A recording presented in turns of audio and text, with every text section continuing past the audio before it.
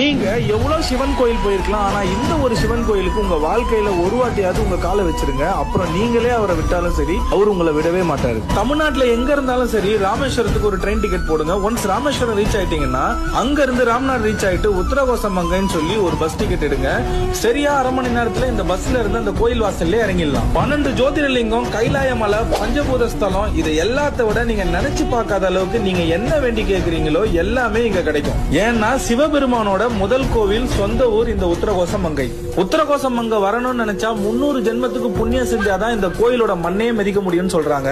அது மட்டும் இல்லாம சிவன் இங்க வரவங்களுக்கு ரகசியமா உபதேசம் சொல்றதாவும், ரகசியமா காட்சி தரதாவும், ரகசியமா தாண்டவம் ஆடுறதாவும், ரகசியமா தன்னை தேடி வர எல்லாரையும் இங்க பாக்குறதா இங்க வர நிறைய பேர் சொல்றாங்க, நம்புறாங்க.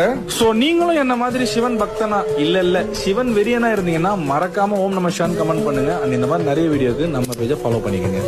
நீங்க எவ்வளவு சிவன் கோயில் போயிருக்கலாம், ஆனா இந்த ஒரு சிவன் கோயிலுக்கு உங்க வாழ்க்கையில ஒரு வாட்டியாவது உங்க காலை வச்சிருங்க. அப்புறம் நீங்களே அவரை விட்டாலும் சரி, அவர் உங்களை விடவே மாட்டாரு. தமிழ்நாட்டுல எங்க இருந்தாலும் சரி, ராமேஸ்வரத்துக்கு ஒரு ட்ரெயின் டிக்கெட் போடுங்க. ஒன்ஸ் ராமேஸ்வரம் ரீச் ஆயிட்டீங்கன்னா அங்க இருந்து ராம்நாட் ரீச் ஆயிட்டு உத்தரகோசமங்கைன்னு சொல்லி ஒரு பஸ் டிக்கெட் எடுங்க.